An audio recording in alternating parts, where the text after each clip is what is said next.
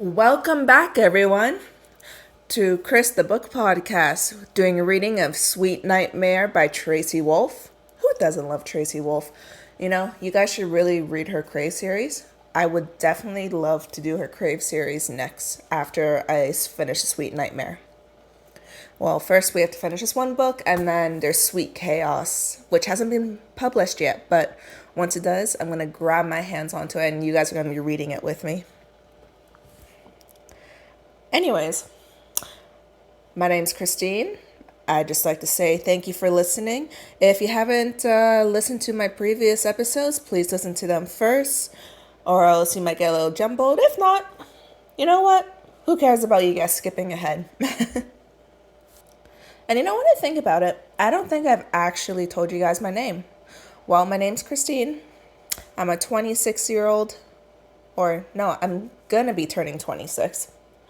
And I'm doing podcasts for fun. I love reading books, more so fantasy books, because who doesn't love fantasy books? It just takes you to another universe. Anyways, let's get into this. Let's get to Chapter 4. Chapter 4, A Fae Worse Than Death. Lightning flashes outside the room's lone Queen Anne-style window, slicing through the sudden, unnatural darkness of the early afternoon sky. As if it's to underscore the seriousness of the upcoming storm, not to mention the current atmosphere in his classroom. Thunder booms seconds later. It's loud enough to rattle the same window and shake the ground around us. Half the class gasps as the light flicker, but instead of breaking the tension in the room, Mother Nature's temper tantrum only rackets it up higher. Maybe we'll get lucky and lightning will strike the gene jerk. Right now, Faye Flambe really doesn't sound so bad. Miss Aguilar glances uneasily out the window. With all this lightning, I certainly hope someone remembers to check on the fire extinguishers. Thunder booms again and more students shift uneasily. Normally, the threat of a September storm wouldn't go as much of a second look. They're a way of life here on this Gulf Coast island, especially during hurricane season. But this one didn't grow and build the way they usually do. It pretty much came out of nowhere. Intensity seems to mimic the explosive energy in the room, even before Jean-Paul, and his band of not-so-merry losers shift forward in their desks like they've been waiting for this moment their whole lives. My stomach tightens as I slide my legs out from beneath my desktop, preparing for the worst. Don't even think about getting in the middle of that. The new girl behind me, Izzy, I think her name is, hisses.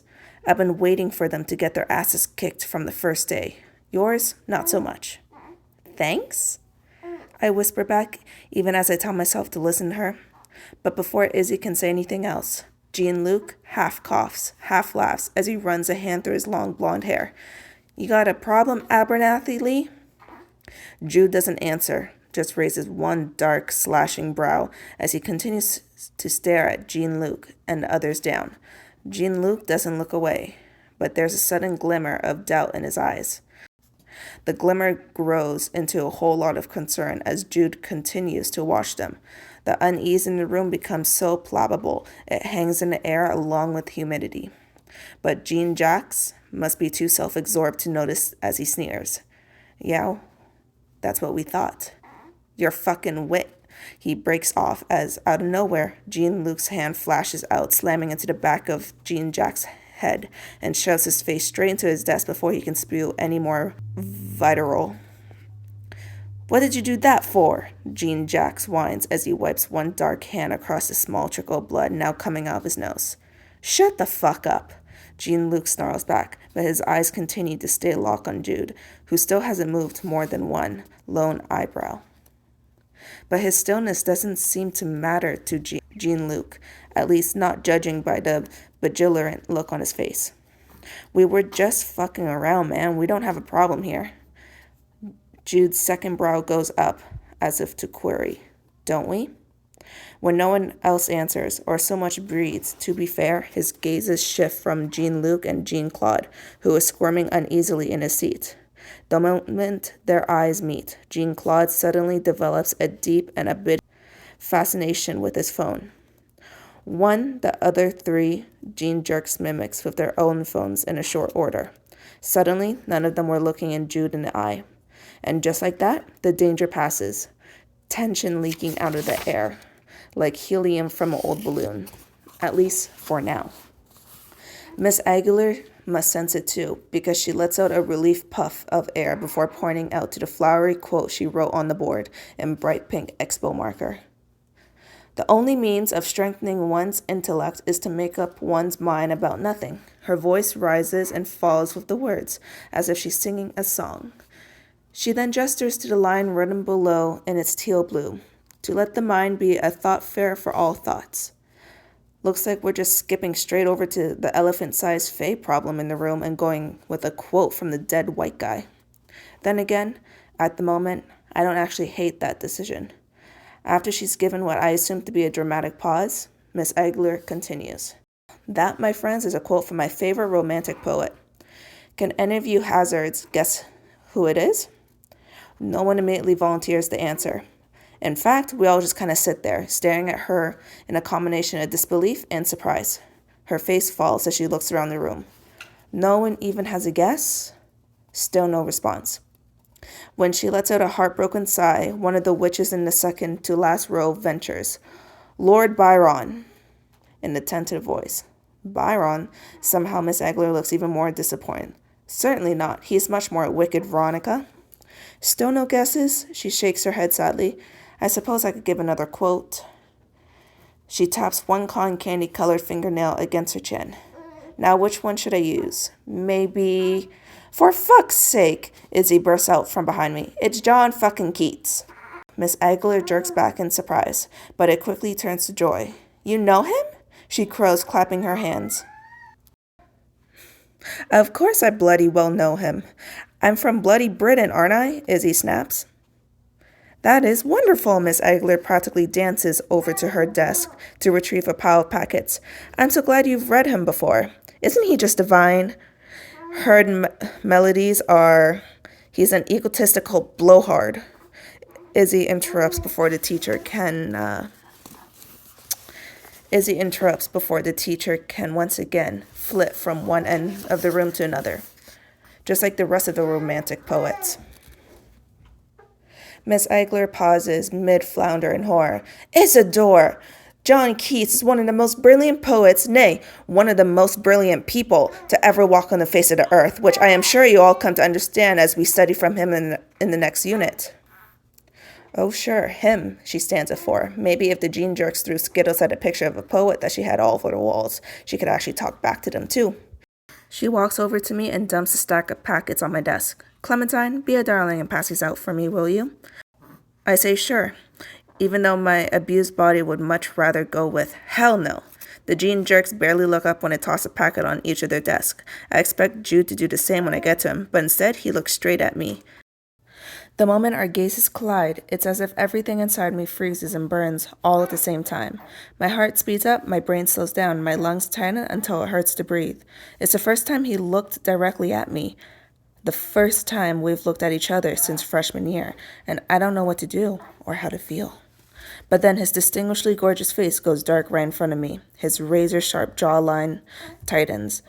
His light brown skin pulls taut over slashing cheekbones, and his eyes, one so brown that it's nearly black and the other swirling silvery green, goes completely blank.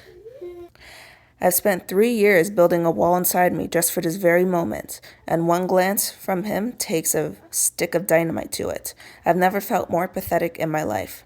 Determined to get away as fast as possible, I all but throw his packet at him. The rest of the class pauses in a blur as I beat myself up, furious that I wasn't the one to shut it down first. That, even after everything that happened between us, he was the one who got to ice me out instead of the other way around. But as the bell is about to ring, we all start packing up. Miss Aguilar clasps her hands to get our attention. There'll never be enough time, is there? She laminates. But to combat that problem for next class, I'm going to assign your partners now. Partners, one of the dragon shifters call out. For what? For your Keats project, silly. I'll assign each of you a partner today, and then when you come into class tomorrow, you can start on your project right away. Instead of going down a pre-planned list based on proximity or even alphabetical order like a normal teacher would. She starts looking around the room and pairing people up accordingly. The vibe she's currently feeling from them. I don't know what kind of vibe I'm giving off, and honestly, I couldn't care less. Now that the adrenaline from the Trinkler cage has worn off, the pain is kicking in. Add that to the weird shit that just went down with Jude, and I just want to get through my next class so I can head to the dorm and take some painkillers. Not to mention a hot shower. I tune Miss Eigler out and spend the next couple minutes daydreaming about copious amounts of hot water. But I jerk back at the attention the moment she calls out my name, followed by Jude's. Oh, fuck no. Hey guys, so you just finished up with the reading. Thank you for listening. This is the part now where if you don't care... Oops. This is the part now where if you don't care about my opinion, to just skip ahead to the next episode if it's uploaded. If not, then just skip it altogether. Because I'll be just stating my own facts, personal opinions, even if it's just something small, especially because I only did one chapter this time. But, yeah. So the reason I'm only doing one chapter now and the previous episodes were both 2 chapters each is because I want to group together chapter 5 and 6 together. Because I think those 2 would probably belong. Anyways, so it seems like in this chapter that Clementine, she had some drama going on between Jude. That's really the only thing I got to say about this. And now I'm kind of wondering what happened. What happened in their freshman year to make things go awkward? Like, they probably dated or something, or maybe just they had feelings, or maybe they were best friends and they backstab each other. Who knows? Only reading further will let us understand what happens. Well, I like to say thank you for everyone for listening, though. And I'm honestly starting to find this pretty fun. You know, I don't care if I get a lot of views. This is honestly just interesting for me. I've created a Twitter account, or sorry, the X now, at Chris the Book Podcast. So if you guys could give me either a retweet, follow, that would be great. I even have a YouTube channel now called Chris the Book Podcast. I'll try and add the links below when I figure out how to. But I'll be very grateful if you guys can actually subscribe or like or just follow, or just retweet, share it somehow. My goal is when you search up, some book podcasts or about fantasy books, that this podcast would be one of the first ones that come up. But you know what? That's a long time from now. For now, let's just keep doing this for fun. Well, I read ahead in this book. Honestly, kind of surprised. But at the same time, I'm kind of like, I don't know. I want to know what happens next, but I don't want to go too far ahead yet. Anyways, I'd just like to say thank you again for listening, and please share with your friends and family.